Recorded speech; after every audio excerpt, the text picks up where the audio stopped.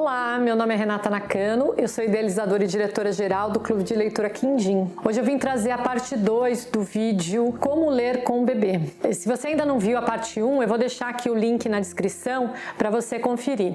Então, vamos embora lá para as dicas. Dica número 11. Ouça o seu bebê. Claro que nem todo bebê sabe falar ainda, né? Ele está começando, mas ouvir o bebê não significa ouvir o que ele fala, mas ouvir o que ele deseja. Então perceba para onde ele está olhando, em que espaço da ilustração ele está apontando, a postura corporal do bebê. É muito importante para você conseguir dialogar com ele ao longo da leitura e realizar essas trocas que a gente falou no último tópico. Dica número 12. Respeite o tempo do bebê. Não adianta você querer ler na hora que o bebê está com fome, que ele está irritado, que ele está com sono. Ele não está disponível para a leitura. Então observe o bebê, entenda quando ele está tranquilo, sereno, concentrado, e aí chega com o livro nesse momento, que a chance dele conseguir se concentrar mais na leitura é muito maior. E não tem problema se o bebê, durante a leitura, perdeu o interesse. Não tem problema, você retoma depois. O importante é não forçar, porque a leitura não pode ser associada a uma obrigação, a uma coisa chata, maçante. Tem que ser prazeroso, tem que ser gostoso. Então, encontra um momento em que isso se torne gostoso para vocês dois. E cada criança vai ter o seu tempo de concentração, isso é muito pessoal. Aqui em casa, por exemplo, a Clarice, que é a minha filha que tem 3 anos hoje, quando ela tinha 2 meses de idade, ela se concentrava completamente num livro de 4 minutos, uma leitura de 4 minutos. E depois, se a gente quisesse, a gente podia emendar outra, que ela ficava concentrada, prestando atenção na história. E essa experiência, para mim, é completamente diferente da experiência que eu vivencio com a Manuela, que é minha filha, que hoje tem 1 ano e meio. A Manu, ela se apropria, como eu falei no outro tópico, do livro de uma maneira mais tátil. E ela não fica tanto tempo focada na leitura, ela está mais preocupada com o objeto, com o manusear do objeto. E essa maneira da Manuela manusear o objeto não tem a ver com a idade, tem a ver com o perfil daquela criança, tem a ver com a maneira como ela se apropria do mundo. Dica número 13, explorem o livro.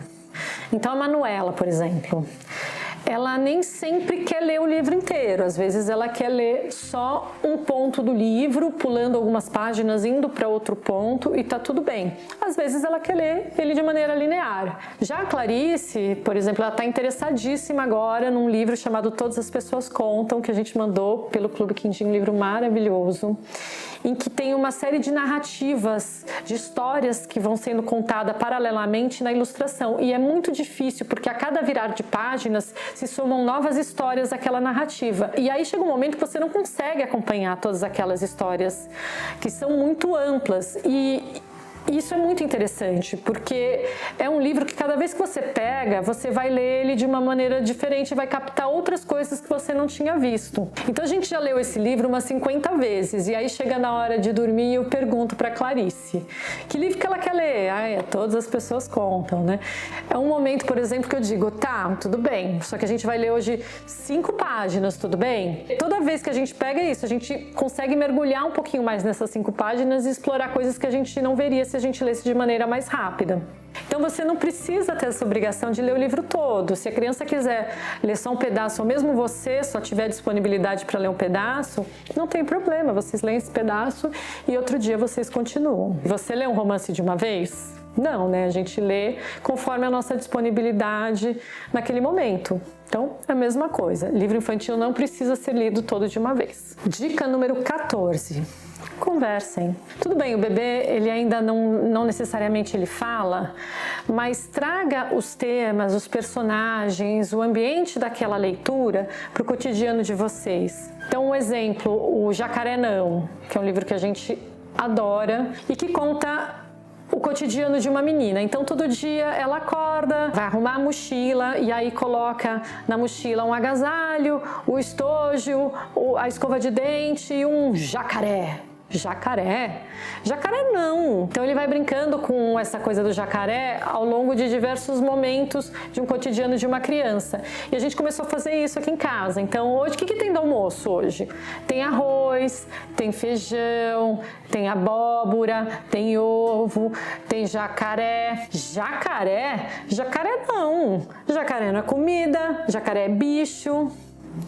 Então a gente traz os personagens do livro que ela está curtindo naquele momento, ou esses elementos, essas brincadeiras, para o nosso cotidiano. Por fim, chegamos na nossa última dica. E antes de falar sobre ela, se você assistiu o vídeo até aqui, deixa o seu like no nosso vídeo, se inscreve no nosso canal e ativa o sininho para receber notificações, que ao longo das próximas semanas a gente vai subir vários vídeos com dicas sobre leitura com crianças. Então vamos lá, dica número 15. Gosto é construído. Nem toda criança vai gostar de todos os livros que chegar até ela, da mesma maneira que você não gosta de todos os livros que chegam até você, não é verdade? E às vezes esse gostar ou não gostar tem a ver com o momento que vocês estejam vivendo, que você ou a criança esteja vivendo. Isso não significa que se você reapresentar aquele livro daqui a um ano, ela não vai se interessar pela leitura. Nós somos seres em constante transformações, a gente está se modificando o tempo todo. Quando você lê um livro, você faz uma série de relações intratextuais e extraliterárias, ou seja, relações, conexões com todo o seu repertório que foi construído por meio de outras leituras e com seu repertório, seu conhecimento de mundo.